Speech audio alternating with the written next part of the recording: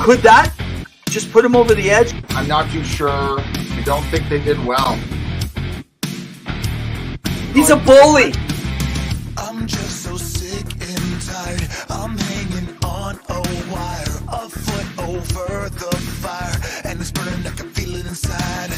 Done with the same cliche. Done with the day after day. There's got to be a way. Now is the time to break the tide. I'll live, I'll die for what is wrong and what is right. I'll take the pain for all the ones without a name. To be invincible, we'll be invincible. They still have a lot of holes to fill.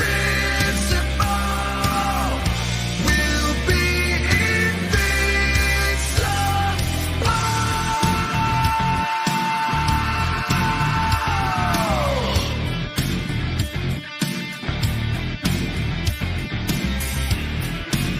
He didn't get fired. He didn't get fired. No, he didn't get fired. He never got his contract renewed. Welcome, everyone, to Two Guys in Hockey Talk, the new year 2024, Season 5, Episode 17. We are back, baby. We are back. Evan, how you doing? Woo! I'm all revved up, as my name says. Rev is a reason I am Rev. By the way, I got to tell you, my Christmas, I got a gift I didn't expect. I got Edmonton Oiler high top runners that have Rev and Ev written right on them. So everybody can follow me at Rev and Ev. But I also want to rev up your team, guys, if you got a good team out there. So, hey, man, glad to be back. What's happening in your world?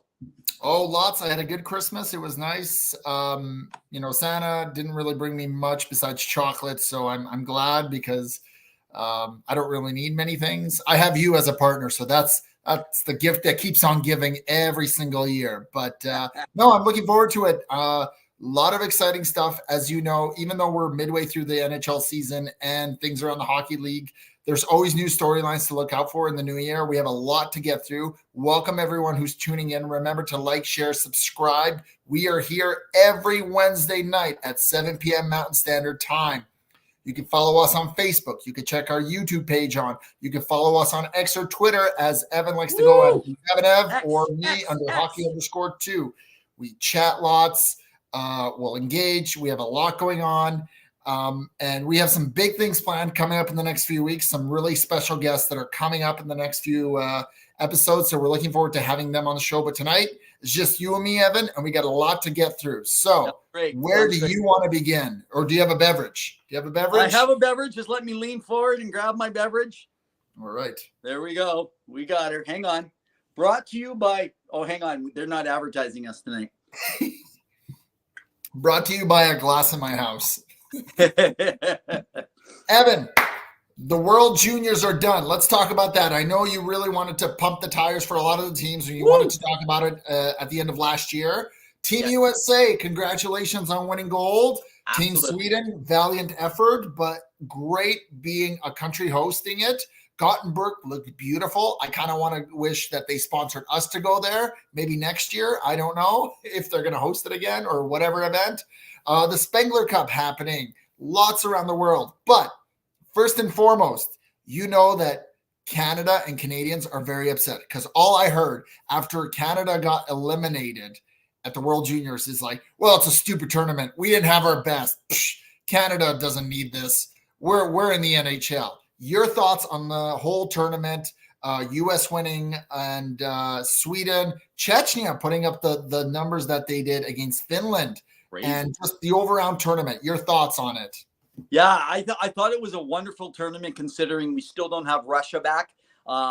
Let's face it, this year Russia would have probably given a good run with the U.S. Going into that and would have been at least favored for a silver medal. I actually think Russia would have won it this year had they been in there for some of those. When you got a Demidov and a Mishkov and some of the incredible players going on, they got a couple drafts right now, guys that would have been underage that would have been playing for Russia. I could go into a list, but I'm not going to bore you guys with a lot of ovs and skis. But what I will say is congratulations, as Pawel said, to the United States hockey program.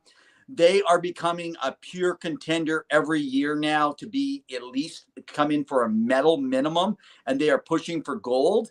In 2 to 3 years, even at the NHL level, already they can compete because they always have goaltending and they always have good defense. That's part of the NCAA programs. I think they provide really well. But what the U.S. has to do is not do the shenanigans at when you win the gold medal. The shenanigans, I'm not going to rant about it. I get it. They're kids. So this is what I want to say. If you're mad at them and you're a Canadian, come on, smarten up. A lot of Canadians do it too, and you just don't care because you feel like, oh, well, no, they're just having fun. They're kids. Exactly. The USA kids are just kids. However, their coach should have a conversation because they should have those conversations ahead of time about being careful to not rub it into the other players. That's one of the things that is not a good thing. It does not look good on your country. But from our standpoint to talk about, there's lots to talk about if you want to talk about how they acted, how you can hate now the United States, right? They don't mind being the big bad brother. They love it. So, and Canada, here's my thought in Canada. Finland did fabulous. They're way better than I thought they were going to do, even though they had some struggles at the end. I think they went in. To me, I did not see them getting in the top 3 to begin with. They were much better than Canada, though, in my opinion. But Canada's team, when you're led by your underage player and you're relying on your 17-year-old who's only draft eligible and you got older kids, they tried to set these guys up for character roles for a junior team. You take the best players. That's what the USA is doing. Canada, smarten up, take the best players. Well, I mean, I think there's some discrepancy there, and maybe you can correct me if I'm wrong, is that certain NHL teams have the right to withhold certain players to go and playing, such as a Shane Wright, who potentially could have gone and played, but Seattle Kraken, Ron Francis, and that management group said, no, we're going to hold off. We're going to let him continue to develop. So there is a bit of business side. Yeah. Now, I do want to get into a little bit of that. So because one of the stories coming out of that is Cutter Gauthier. So, he performed very well. He won. He was a very effective player. He's a top 5 draft pick. Like, he's very effective. He got drafted last year by Philadelphia Flyers. And all of a sudden now, we're in this media storm now, Evan, where there's a lot of finger pointing from management, coaches, people, fans, media, all on this kid who has yet to play an NHL game, all because he didn't want to speak to some of the higher ups in the Philadelphia organization. I believe one of them was Patrick Sharp. Danny Briere was one of the other ones. Now, when he was drafted, he indicated that he was a big Philadelphia fan, as you could see to this side. Sorry, it's my opposite. and he indicated that, his mom is from around the area. He's a big fan. He, he really wanted to be, hey, Ray, great to see you. Hey, Ray, and so New Jersey, yeah, we'll get into New Jersey a little bit later. But, so he indicated that he'd won it. And so now we've got him being traded over to the Anaheim Mighty Ducks, and coming over is Jamie Drysdale and a 25th second round pick. Did I hear that right? Did you call him the Mighty Ducks? Yes, I did, for fun. Yeah. Oh, and Ray doesn't want to talk about it. Well, we're gonna get okay. If Ray doesn't want to talk about it, he's leading the show here. So, Evan, what are your thoughts on the initial situation? Because there's a lot of media storm around this. It's been the talk of the hockey world. There's sides, people saying from both sides, Sean Avery came to the aid of Cutter Gauthier, but then you've had almost everyone, the president, the GM, the coach, everyone in the Philadelphia organization come to the point of making a point about what's going on with this kid and his choice. And if he doesn't want to be a Flyer, he doesn't have to be a Flyer. At the same time, you've even got Kevin Hayes, who is now in St. Louis, being roped into this. Your thoughts on the whole situation, and how do you move from here? Well, Philadelphia is in a bad position, and now Cutter is in a bad position. What's Ray saying? I see he's writing. We have a better team than we do on ice. And then Key says, okay. "What's up? Hey, Key, great to see you." Hey, Key. Hey, Key. Okay, here Key's saying Boo Cutter. She is a Philly fan, so she's in the know. Now, if you watch and you follow baseball, you follow football, you follow the Philadelphia fans, Cutter's going to be sorry, man, because that crowd is all over him. This is an instant rivalry with any team that's going to come. So that's just from fans. Forget about what's happening on the ice. So my understanding, now I know that a lot of people, you guys have watched the pieces. So I did send a few tweets out, or they're not called tweets, they're called posts now on X to some people that I trust. And no, I know a lot of you know, we know Jamie Baskow. That's not who I'm referring to, so I don't want to put him on the line. I got 3 other people I related out to kind of see if there was a little bit more. And the understanding is they did not. They were hit blindsided, and they kept being pushed aside. Everything you're hearing in the media is sounding like it's true. There's nothing behind the scenes with the Philadelphia Flyers organization. If they had been told we have no interest, or at least went through the process, other players right now are calling them out. Players are calling out the agent for handling this in such a bad way, because the agent should be doing his work and at least saying, hey, we're not going to meet. This is our decision. Or say, okay, we're going to meet up with you and we're going to explain to you our reasons why we're at this stage or where we're at. None of that has happened. And now they come out and say, well, this is private. We don't want to put this out there in the open. You're public. Now, I feel like this could be a rant, but this is a public thing. And unfortunately, Pawel, I like to have a bigger discussion on this another time that we could talk about the guys. Like, no one's complaining about Adam Fox. That's true. Right? No one's complaining when Justin Schultz left the Anaheim Ducks and would not sign and went to John Edmonton. Marino in Edmonton. He didn't want to sign. Marina didn't want to go to Edmonton. Schultz wanted to go, not to go to the Ducks.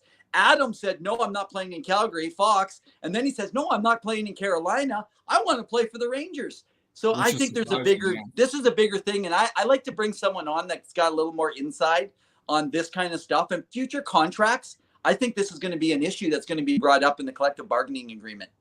So Key says Lindros 2.0, LOL. And I've heard this a few times. It's a little different, though, just slightly, because Lindros was a big more name. And he indicated from day one, including his family, if people recall, that he did not want to be in Quebec. And Quebec got a big return from him at the time. Well, he's also mentioning that Kevin Hayes was in his ear. So I want to dispel this thing because, and I'll let you get to your point in just a second, because the death threats that Kevin Hayes got the next morning, so yesterday morning or the day before when this all came out, that's just despicable. Like, why are you bothering this? Does he and Tort not have a good relationship? Maybe, maybe not. You know, you could say what it is. I mean, you look at Cam Atkinson, who left Philly because he didn't want to play under, or left Columbus because he didn't want to play under Torts, and now he's playing under him again and was recently scratched. But you bury the hatchet and you be professional. And I think the problem with Gauthier is he was not professional, and that's the problem. But I'll let you finish. I apologize. Yeah, no, and that's a great point. Can I just say to everyone, the proof is always in the pudding. I know you guys are commenting, and Pawel's going to get to those. The proof is in the pudding. I do have a suspicion that's, I'm not going to say any names because I don't know, right? But if certain said player has got in somebody's ear of Cutter or the family, and there's a reason he doesn't want to play, whether it's Torts, whoever it is, and has chosen not to say it out loud for whatever reason, agent didn't give right information. You know what the proof is going to be? You're going to see them drafted by the same team where the person put the ear in. Check for the connection when he gets drafted. Drafted when he calls out of Anaheim, because he was not, this is not a player saying something and he goes to Anaheim. Let's see if he suits up for Anaheim or if he gets traded one more time. That's what I think we need to look for. Watch for one last trade, because if there's a trade with Anaheim to go somewhere else, we're talking about interference is what I think. That's fair. And Ray says, on the other side of things, if you're Anaheim, how do you not know this and give up so much to get a problem child? I mean, I agree. So I was seeing a lot online that people were saying, oh, like Anaheim fleeced them. But the problem is Drysdale is already playing in the NHL, has some good. He's the top 4 defenseman projected. He can play, and a second round pick.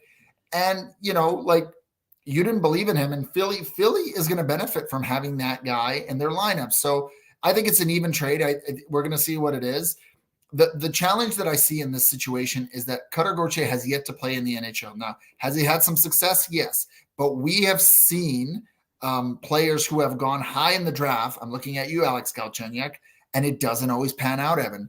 And so you have to be careful about how you present yourself, you know. And here, Kiwi says that Drysdale's playing tonight. Yeah, they're playing the Montreal Canadiens. So it'll be interesting to see how he does. And Ray says, who is Cutter to tell him he doesn't want to play for them? How many times have guys been drafted to places that wasn't their first pick? I agree. I think on a certain level, and you can indicate, I mean, I understand that the game has shifted, and you can maybe attest to this, Evan, that the game is shifting towards young players, and young players have more of a voice. And we'll get into Nylander and kind of his camp and what happened there. But you see these young players who step up and say, pay me for what I'm going to be worth now and in the future, rather than what I have done. And I think that onus is transitioning into the younger game, and you're going to see it more and more. And as you alluded, it has happened before. It's just this has been so prolific because I really do believe, like you indicated and reports have said, it came out of left field. It really did. And I think that was the problem, because do you think that they would have picked him at 5th at the draft if they knew this? Now, here's the other thing. Michkov is still unsigned. What does that look like? Now, he indicated during his interviews to Arizona, from what I recall in the draft, he didn't want to play in Arizona, which is why management there decided, okay, we're going to go with someone else, which is why everyone was so shocked at that draft. But the problem is you have to let people know during your interviews. And when you don't want to interview, like if my executive director at work said, I need to talk to you, Pawel, I would make time. You know, it's important. Even a conversation, you know, because then the organization could come in and say, hey, how can we repair this? What does it look like? Yeah. So, and Rob is joining in. Welcome, Rob. He's saying now Philadelphia knows how Quebec felt. Yeah, and it is true, right? What goes around comes around, as they say. So it's definitely an interesting take for Philly fans who are getting upset. But again, don't knock the kid. He may have his reasons. He is still very young. He may not be all there in terms of how he wants to proceed and how he wants to portray himself as a player, but he definitely has got to keep his head up his first game, if he's playing for Anaheim versus the Philadelphia Flyers, because they're going to be gunning for him. Just you watch. Yeah, well, exactly, right? So I'm just kind of going back and looking in my list, in my Revs top 15. Interesting enough. So which draft was he in? I'm missing it on my piece. I think he was drafted 5th overall, I believe, right? Yeah. It was last year, wasn't it? It's interesting. I'm missing my 2022 on the site. I don't have it handy here in front of me. I believe I had Gunther listed much lower than everyone else. I know Philly has been excited. You know, when Jamie came on and he's talked about it and everyone else, I just kind of go with it. I haven't tried to I know I did that with their goalie right now, prospect Carter. He's picked up his season. He's since been traded and stuff like that. But I don't think Cutter is the player. I've now heard 2 interviews talking and coming. I'm not going to mention the names. So you can go find them yourself and go around. But 2 NHL former players. So are you saying Gunther or Gauthier? Because those are 2 different players. Yeah, no, Gauthier, not okay. Gunther. So one of the things that I've heard from these 2 separate players that were interviewed is they talked about the sense of entitlement coming out of players. And this was dating back like 12, 15 years. It's changed. And the way that they act in the room and they just expect things to be done for them. There's a lot of people that come with that attitude, unfortunately, and it's unfair to the United States programs because they say that comes out of a U.S. attitude. Those are Canadians talking. Unless if I hear Americans saying that, then I'll agree, right? But I'm not going to beat on the Americans for coming up with great programs and good people. And hey, let's face it, Brett Hall, he was cocky. Jeremy Roenick, he was cocky. As long as you can back it up. You need to have that level. We talked about it, level of cockiness versus confidence. Cutter's a big boy. I think he's gonna do okay. But guys, he was not going to be your number one center in Philly. So when you're talking about the trade and what they got in return and getting Jamie Drysdale, he's been hurt. That's affected his numbers.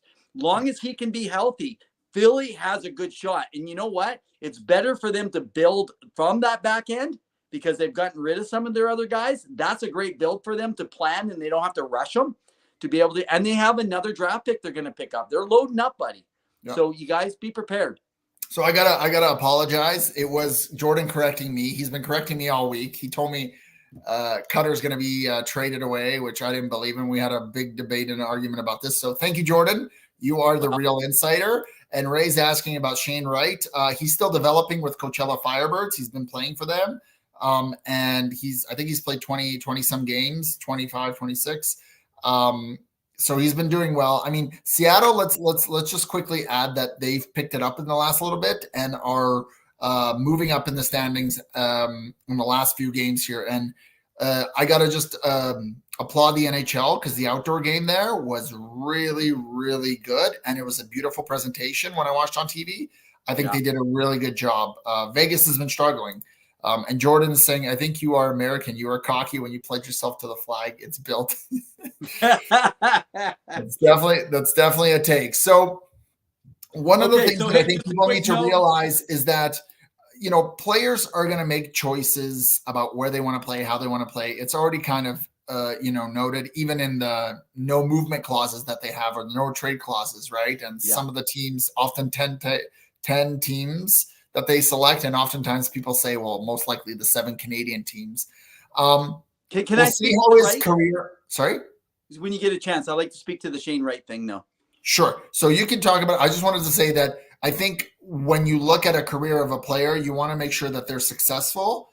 I think sometimes mistakes are made and this will go behind them, but for the next little bit, it's going to be there. I think the other thing the Flyers, and I think it's come out a little bit in terms of what kind of happened, and I think maybe it was a misunderstanding or miscommunication, was that he wanted to play last year at the end of last year, but because of the cap, they didn't want to put him on the roster to use up his ECL, first year of his ECL. And so what they did is they asked him to hold off in order for him to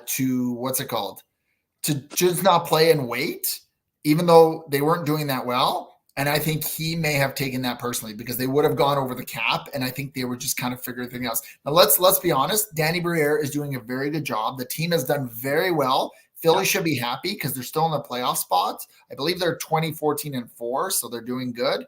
Yeah. And the final thing before you get onto your topic is Jordan is predicting, and this is bold, Michkov might be the next to be traded. Yeah. So I am going to totally 100% go to a different extreme with Jordan.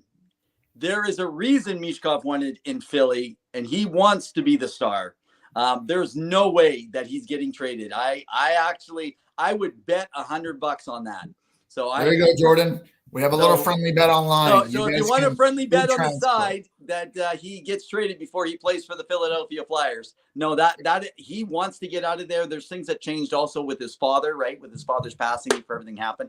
That's a whole different ballgame we can talk about. We had Darren Wolski on the show and he talked a little bit about him and how his attitude and what it was, right? Yeah. But his attitude was, I'm all Flyer. I'm all Flyer. Whereas Cutter, well, he indicated he didn't want to be in Montreal or in Arizona. So I mean, that's where it is now. Well, no, it wasn't just those. He actually wanted Philadelphia. He was not giving options to telling anyone else that he had any interest. Now, this could be. I know you wanted to talk about this. I want to get into this in a sec with Hansi. So Hansi's asks, what about Bieksa calling out on Hockey Night in Canada, which they have a big platform, Cousins from the Panthers on his dirty hits. So I do want to get into this, but I know you wanted to share something before we get into this because I want to get into Toronto because it does lead to a little bit about it. So go ahead. Okay. Yeah. So I just wanted to mention because it was brought up about Shane Wright. So I have been doing, just so you know, I have my own Shane Wright jersey too. So am I a fan?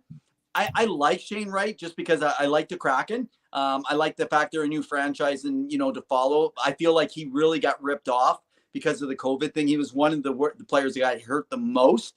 If you ask Bedard, go to Bedard if you trust Bedard's take. Bedard will tell you he's a star in the making. Ron Francis is being extremely patient. The coaching down there, I've been in contact with some groups. I'm trying to get him on the show from Coachella Valley. I'm really close. So guys, give a shout out, like us, follow us, subscribe, do your stuff. The more followers we have, the more people I get to actually talk to, because they go, oh, you got a show that actually people watch and listen to. So anyway, but Coachella Valley, the connection I have to one of the coaches down there has actually said that, no, this is a slow development. He missed out on some stuff. It's just everybody's at a different curve. It's kind of like they're saying with guys like Reinbacher and all the different people, or even Slavoski and all that stuff. So Shane Wright is being developed. However, you guys ready? I am willing to make a bold prediction. Because the Kraken's need in those centers and who they got right now and the time that they're signed, could it be, and this is my prediction, we could see Shane Wright traded, whether it's this trade deadline or at the end of the season at the draft, Shane Wright going and joining Connor Bedard in Chicago. Ooh, bold prediction. Well, we'll have to see. Jordan is saying, careful, Evan. Michkov is still unsigned, which is true, right? That was kind of the reasons. There's a reason that he's unsigned. It's due to politics. If you talk to our writer and have a conversation with Patrick Conway, he'll give you a little information. Just signing that contract. That's what I thought. Yeah, that was my understanding. But yeah. So let's get into this. So Nick Cousins has had some quite interesting hits, and definitely BX called him out. There's been some hits where, to the point where we talked about the Gabranson hit early on in the season and what that looked like, and of course Gabranson responding back and what that looked like. It wasn't necessary, and it was kind of a goon like, because he wouldn't fight Gabranson afterwards. And then they play the Arizona Coyotes, right? Yeah, and I believe is it Valimaki, one of the players he went after. You guys can correct me who it was. And then Zucker came in to protect his guy, because, again, it was kind of a dirty hit. Didn't get anything for it. And then Zucker ended up for a similar hit, and he went down on the ground and pretended to play dead, according to BX's words. And Zucker got the 3-game suspension, and Zucker's had a really good career here after leaving Pittsburgh. So your thoughts on Nick Cousins? Go ahead. Yeah, I know. You've been spending too much time in ball hockey. You said he went down to the ground instead of to the ice. So he went down to the ice. And so your thoughts on the hit, your thoughts on Nick Cousins' play, even in general, a team coached by Paul Maurice. If you remember a few years back, the 2017-2018 Winnipeg Jets, and when Bufflin was still around, and what they were able to do back then, and what they got away with was close to quote unquote murder. Like they had some questionable things. But your thoughts, because the Panthers potentially could go and win the Stanley Cup again this year, because they are phenomenal. They are, I believe, second in the Atlantic. They steamrolled through Colorado 8-4. They demolished Vegas 4-1. I mean, Evan, this team is healthy and they're getting on, and Bobrovsky's playing at elite. They've got all their forwards contributing. Like, this is a sneaky good team. Your thoughts on the Florida Panthers and Nick Cousins? Okay, so which one do you want to speak first to? Because I want to talk about the Nick Panthers. Cousins. Nick Cousins, and then you can get into the Panthers. I absolutely love, I couldn't stand Bielska when he was playing for the Ducks and for the Canucks. But you know what? I love it. He just talks it. He says it. He is the new Don Cherry, really, of today in a modern day society. He says it. He feels it. And he knows the game, because he's played the game. Here's the difference. When you get players that actually have been good at the game, and he played dirty, he tells you on TV, I did it on purpose. I tried to get away. When the ref turned, I whacked him. I bruised him. I hit him in the ribs. Like, he's honest. And if a player like that knows that, he's worried about player safety himself. That's what he's worried about. And Cousins takes it to the edge. But Maurice has always been a guy that believes in playing a hard game and says that you're on the ice, you need to protect yourself. What does he say every game versus Toronto? Too many penalties. What's that? Paul Maurice, I think it was a game versus Toronto last year at the end when he yelled at the bench and he said to the refs, too many penalties. He's getting too many penalties, or he like showed it on his fingers, right? So Jordan says Cousins acting like he was dead and never going to wake up. I think they should just keep the puck in play from now on and see if he gets back up to the play or not. I mean, that's his game. That's what he's playing. Hans is saying, or someone should have poked him with their hockey stick.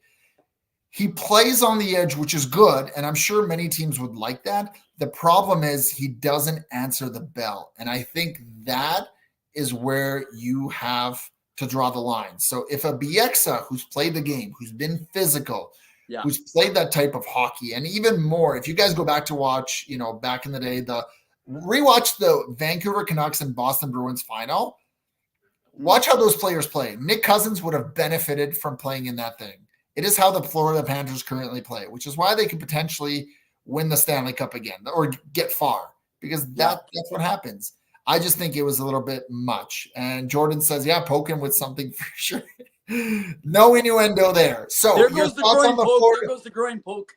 Remember, guys, keep your thoughts on because I want to get to one other thing that happened in the NHL, but go on to the Florida Panthers. Okay. So I just want to pull this up. Make sure we don't miss my Revs top 15 today. I want to deliver number 12. But in my Revs top 15 in 2014, that was before I took a hiatus for a few years, and then we restarted up at Two Guys in Hockey Talk. I just want to mention this right now. Remember, my predictions in my top 15 is how they will end their careers. Who will be the best players? So when I'm not projecting in the first year, 2 years, 3 years, what's overall. Can I just say that I rank Sam Reinhart number 1 overall? Ooh. Interesting enough for his play. Now, I will say that I only had Draisaitl at 3. He obviously is the best player, and nobody's going to come close to him in that draft. Yeah. But outside of him, Aaron Ekblad, Sam Reinhart has had a better career than Aaron Ekblad. Now, part of that's due to injury, obviously. I have Aaron Ekblad. Nikolai Ehlers, I have him 4 in that thing. Great underrated player. Now, I know that people didn't like Bennett I have him at 6 that year. They don't like him in Calgary because he didn't do it. But, man, he is fit right in. You know why? Because they play playoff hockey. He benefits from playing playoff physical hockey. Totally. That's how he plays his best game. Now, one that I did not hit as well, that's right up there, number 13, I had William Nylander. In that section. So that year, but think of it. In that year, you have both Bennett and Reinhart playing with Ekblad, all in the same draft year from 2014. So you got guys that are about 9 to 10 years into their career. Well, it's 7 to 9, depending on what it is. Coming out of there right now, that team is rolling. They're doing well. And I think that what you're finding with Cousins, I just want to say this, and then you can go on to your next topic here. I won't hold you up. What I think is going to happen here is you're going to notice. So back in the day when Tkachuk started taking liberties and doing his stuff, Cassian didn't care. He finally grabbed him, and that's when he turtled, right, and became a big deal. And then eventually Tkachuk answered the call. But at that point, he had full go-ahead. Cassian just did it. Someone is going to actually grab Cousins, and it's not going to matter, to a team that it doesn't matter if they win that game or not, where it's not important points on the line, because Nick Cousins doesn't do it when the team's far ahead, right? So if the team's close, he's not going to take the chance because he knows they don't want to take a penalty. But if the team's far ahead, you see him pulling back, he's just trying to irritate you. So he is playing the new rat of today, but unfortunately, he's playing dangerous. And he's going to be sorry because he's building a really bad name for himself. From what I'm hearing from ex-players, saying amongst what they talk to with the modern players. So that's fair. So William Nylander, big signing. We'll get to 2 more things in the NHL, and then we'll go for around the rink, and then your draft pick. So William Nylander signs 11.5 for 8 years, the biggest contract that they handed out in Toronto history. Even though Matthews technically will make more, it's shorter term. Your thoughts on the deal, and what does that mean for the rest of the team and the cap moving forward? And is it a good deal? Your thoughts, Evan? No, it's not a good deal. Not at all. It's the maximum pay that he'd been able to get. There's no one that would have spent more money than the Toronto Maple Leafs. And he had them again in a moment where he becomes an unrestricted free agent before he decided to not go to camp. What does this show you? That you have a player that's more worried about himself and his contract. Now, first of all, if you're a Leafs fan, I absolutely love the player, like on the ice, what he brings to you and what you need. I have no worries about that part of it. But the point is he's not a team player. He's not helping the team. He's not taking any cap break whatsoever, knowing that he's obviously not looking for a cup, because if you're looking for a cup, you're going to know that you need some money to navigate here. They're putting themselves in a bad position, but what do you do? Because you can't let them walk. So this was a tough deal. They had to make this. But what I'm shocked about, actually, Pawel, and maybe they couldn't make it happen without, is that he's got a no trade, no movement clause. So he gets to choose where he goes, unless there was some discussion behind the scenes. Now, I'm sure that Daryl Wolski will tell you that there are the agency for 21-12 hockey, or 2012 hockey agency. He'll tell you that in some of those contracts, they will have behind the doors that, hey, should you find that your salary strapped, we just ask that you come to us if you feel that this isn't working. I have a feeling it's a nudge, nudge, wink, wink kind of scenario. Well, it is bonus heavy, yeah. Yeah, in other words, he could be traded if needed. So it looks like Hans is saying Willie Styles, so I'm sure Hans is very happy. Woo! Jordan's saying overpay. I would say he's more in the ballpark of 8.9 to 9. I would have also traded him. You know, it's interesting because who is the GM, Evan, of the Toronto Maple Leafs? Brad Treliving. And what did he do last summer when he lost, or was it 2 summers ago when he lost both Matthew Tkachuk and Johnny Gaudreau? Yeah, Jonathan Huberdeau, he gave a big contract, and he gave a really expensive one, higher than anyone else. It was a very expensive dinner they had in Montreal. So he really paid for it. Everyone wants to go to Toronto now, man. You make the money. Yeah, and then Jordan says, if you disagree, ask yourself if you would compare him to Ratner or Aho. Yeah, Ratner, definitely, and he's coming up next year. You're also looking at Elias Pettersson out in Vancouver, and he's licking his chops because he's like, oh, I'm better than this, and I'm a center. So you can definitely consider that. Even though, you know, players sometimes compare each other, some agents will not. They'll say, this is my player, this is his thing.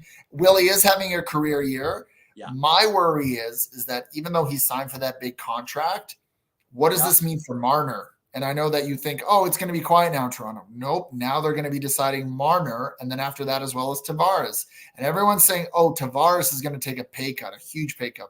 I don't think so. I'm looking at the Anze Kopitar deal that he just took for 2 years at 7.5, I believe it was, or something around that. And I'm thinking in a year or two when the cap's going up, I think Tavares is looking around 8 to 9 million himself, especially since he's a point per game guy. Can we look at this? William Nylander is a 0.87 over 9 years points per game.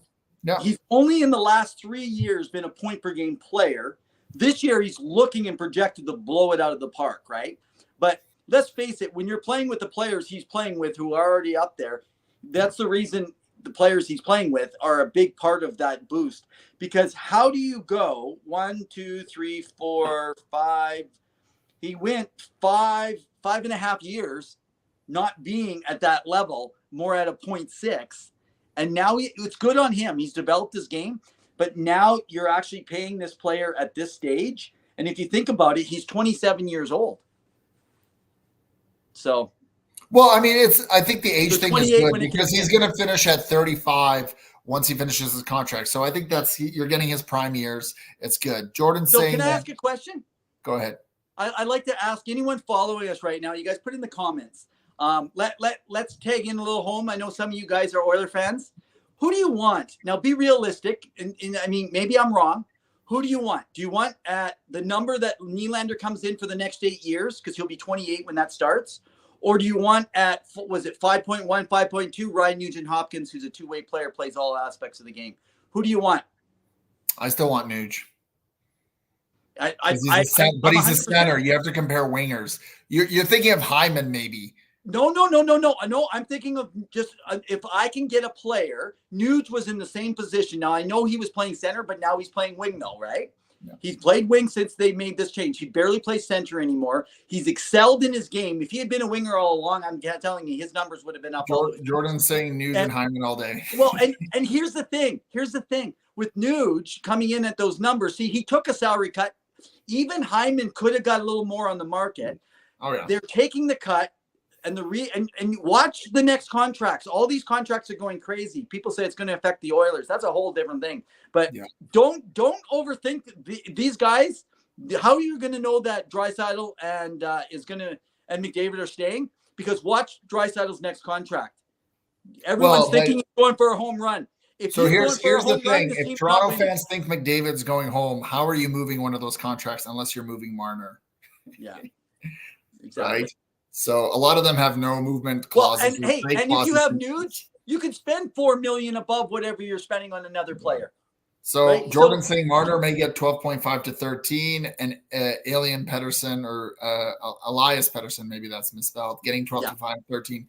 Pedersen. So we're going to transition here to around the rink in just a second. But I think what people can probably take away from this, because we're going to talk about this in depth in a few weeks' time when we have a Leafs guest coming on the show from Left Coast Leafs who are coming on. We're still planning it out and everything. But essentially what it comes down to, I think, is that he did want to get paid. He didn't budge, and there was no concessions made from his camp. And you could definitely see that he believes in himself. And he did it last time, and I guess they worried about it. Hansies is saying what we're going to just end after here into the around the rink. I know no player is safe when it comes to business. When Tavares has done what Tavares has done in Toronto off the ice and how comfortable he is. Yeah, local boy. There's a chance he might make a hometown disc up. But yes, I believe Toronto has put themselves in a very bad situation cap-wise. I mean, essentially, even though they're 50 plus million again next year, they're still around the same amount percentage like this year, about 20 million-ish. In the offseason, but they have to sign about 8 or 9. They have 8 or 9 contracts coming off the books, and they have a few positions to fill. So they're going to have to go bargain hunting again, like they did with Martin Jones, Jordan Wool, Simon Benoit out of Anaheim, who's been phenomenal for them. So there's definitely something that they're going to have to do, but you don't worry about what's in the future. You worry about this season right now. So you guys know that every Wednesday we are here at 7 p.m. Mountain Standard Time. We love tuning in and having you guys there. But now we want to present Around the Rink by JR Web Design, who designs our website. You can find all our articles are on there. And if you need a great functioning and very aesthetic website for yourself, reach out to JR Web Design because they do great work, as well as our sponsor, Sports Empire. They do amazing things from all around all the sports, NFL, MLB. The NFL play-in round is coming up this weekend. Woo, wow. NBA, lots happening there. There's some controversy. Go check it out. Go see what John has said out of the team for Milwaukee Bucks. It was quite the post-game interview. Quite good. But get ready for this.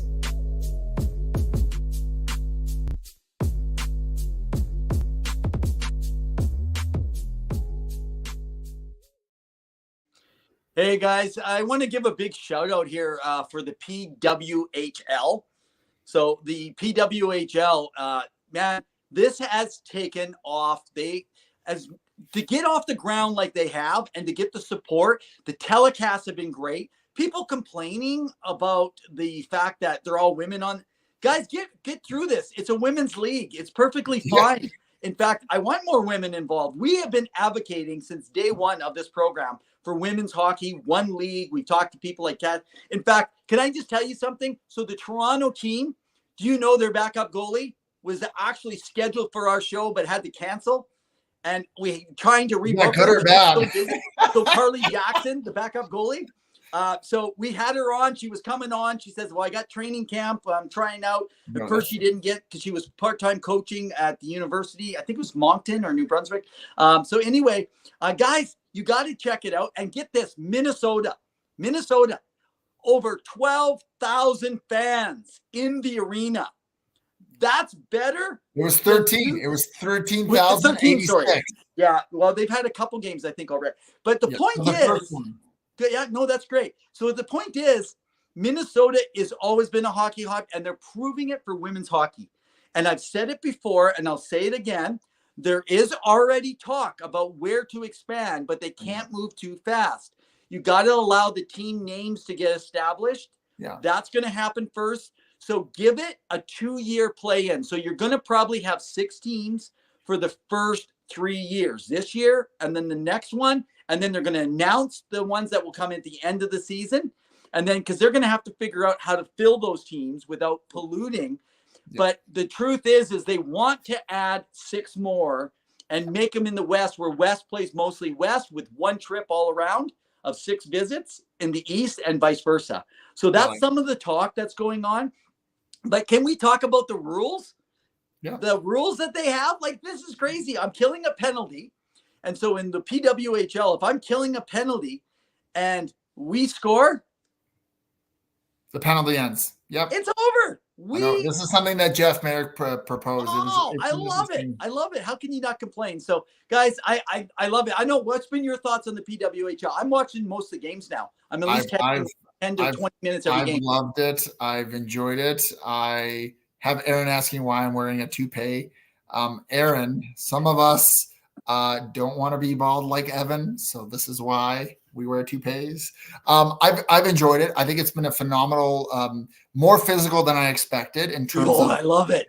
And the tenacity and the battle. I think it's been phenomenal watching. I agree with you. 6 teams, don't oversaturate the market. Let it simmer, let it build up. Let the hype build up. Let the fans connect with the teams that there are. Let the teams figure out one another and what's happening. And let's see how it simmers, because beyond, getting new teams in place, there's a lot of logistics. You need arenas to be in place. You need to have teams that are in the NHL agree to work alongside these teams so that they can play on that ice and coordinate with what that would look like. You need players. You need coaches, Former head coach Howie Draper, he's involved, Woo, another guest on our show. Yeah, he's done very well. And I think what it is just it's coming along. I think it's growing in popularity. I like that both CBC and Sportsnet here in Canada, I can't speak for the States, is starting to promote it on the weekend. It's going to be on CBC Sports. How does that look like in relation to ratings for other shows? We'll have to see. You got to start somewhere. Having a TV contract is very important, as you can tell with any other sports. And as you know, the majority of, viewership always goes to the NFL.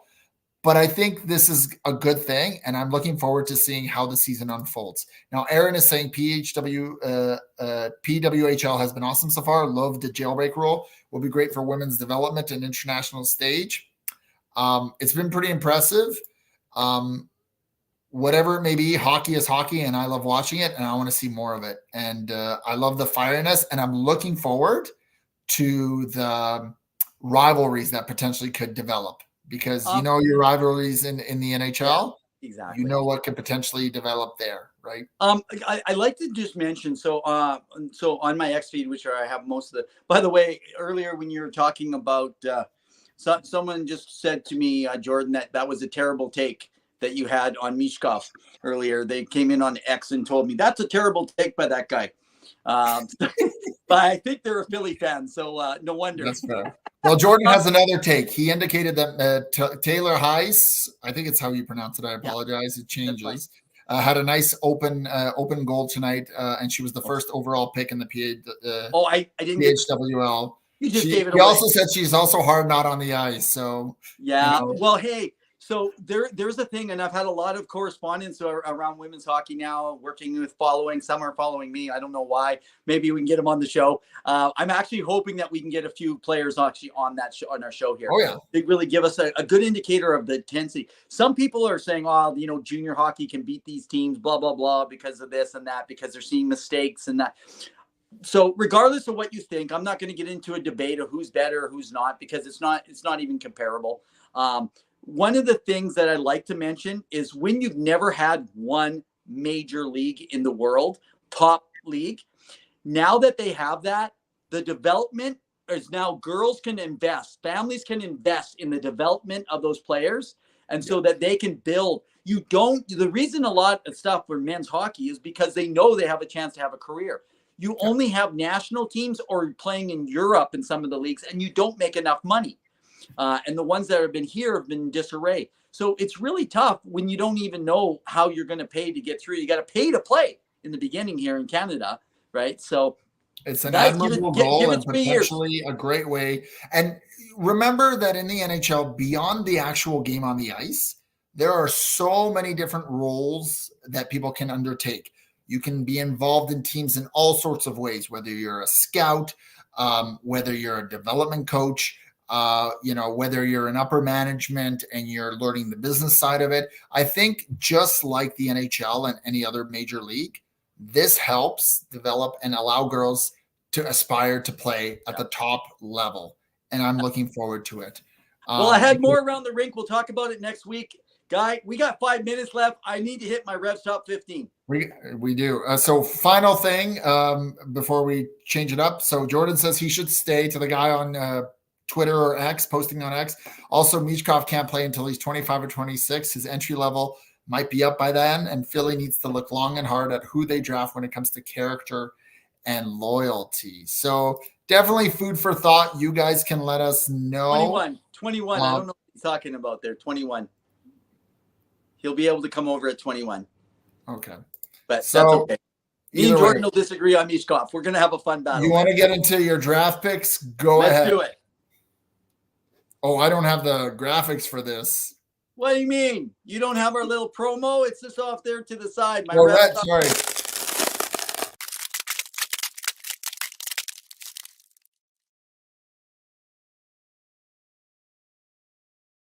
Hey guys, I meant to say year 25 or year 26 for Jordan. I apologize. Go ahead. No, that's cool. That's cool. I'm having fun. Hey guys, so by the way, Revs Top 15 brought to you by the Kalkaska Battlers of the Michigan Independence Hockey League. They are a semi-pro league, aspiring. You can follow them on YouTube. Actually, go to the YouTube channel, watch their games.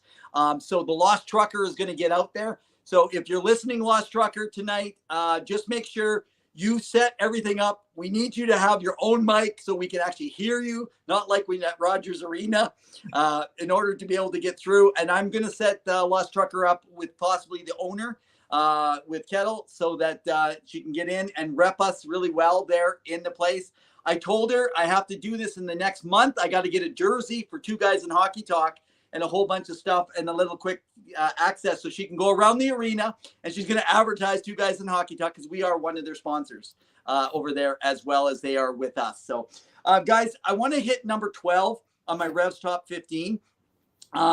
This year has been solid with defensemen coming in. So I have another defenseman coming in. Now, this is a left-handed defenseman. He is 6 feet, 185 pounds. So just what we would call average right now at this stage. But he is another player with the national team development program in the U.S. So they are putting out players. I'm telling you, the United States in the next 5 to 10 years, Canada, you better develop some goalies and some solid D, because when their offense starts matching you with all your superstars. So anyway, his name is Zeev Buum. So Zeev Buum, and if I'm saying it wrong, Zeev, if you're listening, which we know that Zeev is not listening to us, I'm sure. There is a whole bunch of stuff that he has out there about him. So he is out of San Diego. Isn't that really cool? People have no clue, some of these players, just like Matthews coming out of, was it Scottsdale, where he came out of. So Willie coming out of Calgary. What's that? Did you know that? William Nylander? He's from Calgary. No, I didn't know that. He was born in Calgary. I had to look this up. Yeah. Wow. That's absolutely amazing. Eh? Yeah. Apparently, according to a lot of the radio media talent there, they talk about on the Flames Nation that he was born there. So anyways, guys, so the University Development Program. So Zeev himself, he's got 25 points right now in 18 games in the program with the University of Denver. So he's playing for a good program right now. He's out of San Diego. And right now, he has really been the top, probably the best defenseman of really on all the teams that you've seen in the top 5 ranked teams of all time for the Pioneers, the Denver Pioneers. He's probably ranked in their top 5. This guy is solid. And think of it. If you can get a pick at 12, so hello, Calgary. You ready? You know, I know you guys don't want to hear about that, but a team like Calgary, or maybe a team like Arizona starts falling down, or a team like Seattle, he's going to be in there. He has his trademark mobility, though, right now. He has many deceptive layers in his skating game, and his evasiveness and how he transitions the puck quickly is absolutely amazing with it. So he is really a two-way defender, which is really hard to get. He's not a guy that's all offense, but he's still producing. So, guys, look for Zeev Buum. Very nice. Jordan's indicating WHL is going to take over the next 3 drafts potentially. So it'd be interesting to see how many guys are coming out of the WHL and what that look like. I do want to allude to. Hang on, he thinks that the WHL is going to take over the draft, not the U.S. development. Maybe Jordan, you can clarify in the comments if you think so. What I want to talk about is that during the World Juniors, there were some questionable hits, I believe, where I believe it was it Connor Geeky? I believe it was. Yeah. Brother of Morgan Geeky. No, Connor. Yeah.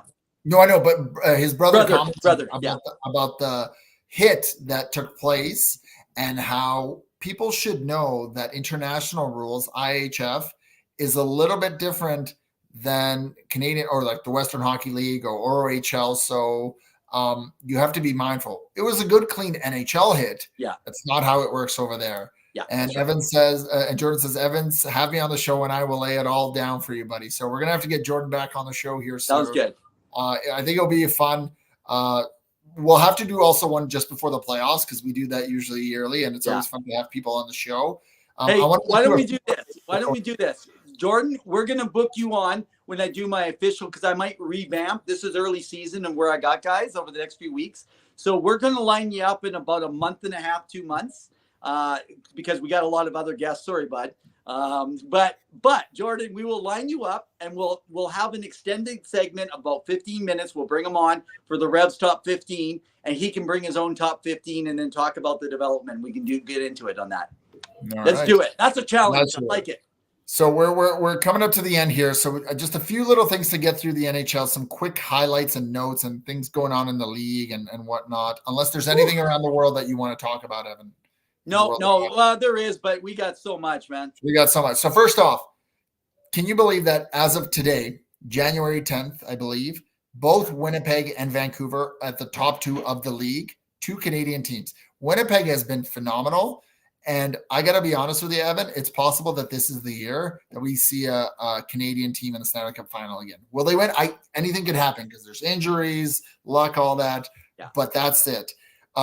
The other thing to note is Jesper Wallstedt made his debut tonight. Minnesota's playing Dallas. I know Ottinger's been injured for a while, and they've been overplaying Wedgwood. But Dallas is still in the hunt for that top 3 spot in the Central. But it looks like that Wallstedt is making his debut. So I'm looking forward to watching the highlights of that. And essentially, Connor Bedard, unfortunately, has been injured to a fractured jaw from a hit. And he's going to be out, I believe, a few weeks. He had successful surgery. This may impede him winning the Calder. I think Brendan Smith is the one that hit him. It was a good, clean hit. It happens. Nick Foligno fought him afterwards. You can't, Connor McDavid injured too. Ended up going to Panarin that year. But your thoughts on Connor Bedard in his season thus far? He's been dynamic, hasn't he? Yeah, I think we've talked about, everyone's heard it over and over. The thing with Bedard is, again, he's playing with a terrible team. It's probably one of the worst teams that has been surrounded by a number 1 overall pick coming in and them actually playing at 18 years old. So the fact that, he may not be that point of game that some of you were thinking, but when you keep decimating your team, he hasn't even had a guy like Taylor Hall would be second or third line on some teams. He was playing on basically right with him, and they were performing well together. If you still had Hall playing, I believe, and you still had Corey Perry that wasn't gone, that's another piece there. Let's hit on Corey Perry before we leave. Yeah, that's the final topic. Okay, yeah. I definitely think that you're dealing with an amazing talent. And right now, in comparison to his first, it was on the Oilers broadcast last night about comparison to McDavid in his numbers. Yeah, he's a few less assists, but he's actually heading goals up to this stage in the first so many games of his career, because his shot, it's an elite.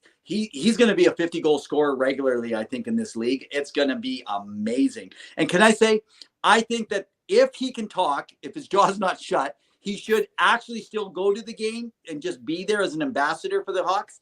If not, I say Peter Mrazek should go, or Jason Dickinson. I say Mrazek first because when you have over a 900 save percentage on a team that has the worst shot, I mean, now, of course, I don't know what happened to the Oilers last night here. That's crazy that they – but Mrazek is the reason they're in games, and hard work is the way they're in games. So, okay. And it's surprising because he's been injured when he played for Toronto. Like, he had a hard time staying healthy, so that was quite the thing. So let's finish this off because, of course, the All-Star game's coming, but let's finish this off with Corey Perry, who now is able to sign as a free agent with any of the clubs, probably 31 though, because one probably won't take him back. Your thoughts on the Corey Perry situation and the saga and everything that's going on there? Yeah, I actually think legally he's not allowed to go back to Chicago if they've actually done the release. I don't think they can let him go and bring him back. That's why I said 31 teams. The reason is because they were let go out of the contract too, right? So they can't do that and then all of a sudden say, hey, we was a mutual ending because but he can't normally mutually end even a contract in the NHL, not hold you to the salary though. Yeah. So anyway, with it, interesting rumors have started majorly out of Toronto. Yeah, we know Toronto grabs everybody. It's always a part of the conversation. But interesting enough, I think I know where Corey Perry's the best fit. I think I know where he should go. It's going to be interesting. Does he want a cup? Does he want money? Or does he want to get to a place where he's not in the limelight? You want to hear a bold prediction? Once you're done, sorry. No, I'm done.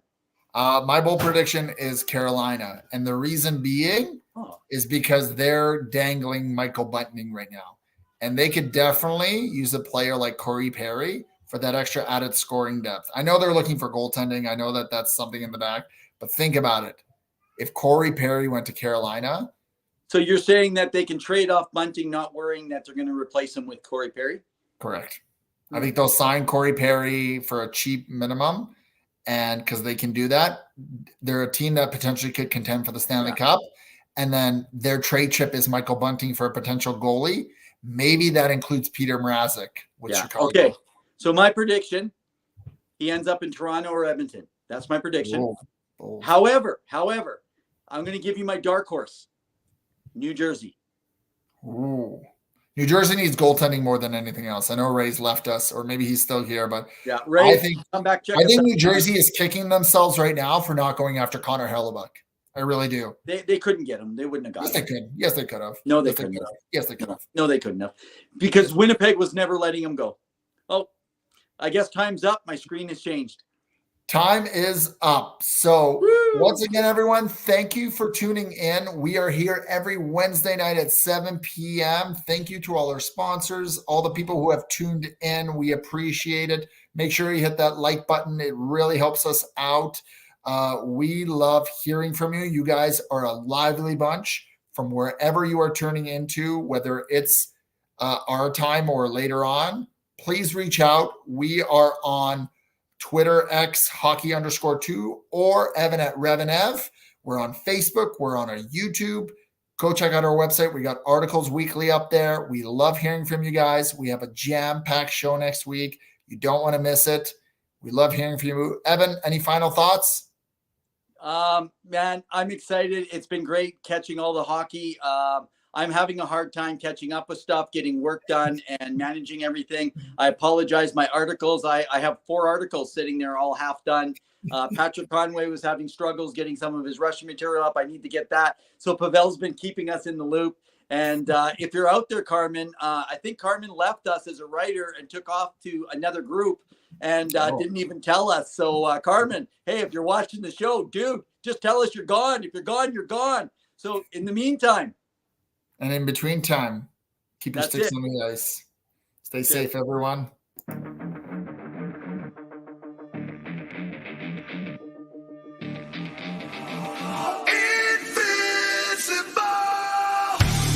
Could that just put him over the edge? I'm not too sure. I don't think they did well. He's a bully. I'm just so sick and tired. I'm hanging on a wire, a foot over the fire, and it's burning. I can feel it inside. Done with the same cliche. Done with the day after day. There's got to be a way. Now is the time to break the tide. I'll live, I'll die for what is wrong and what is right. I'll take the pain for all the ones without a name. To be invincible, we'll be invincible. They still have a lot of holes to fill. We'll be invincible.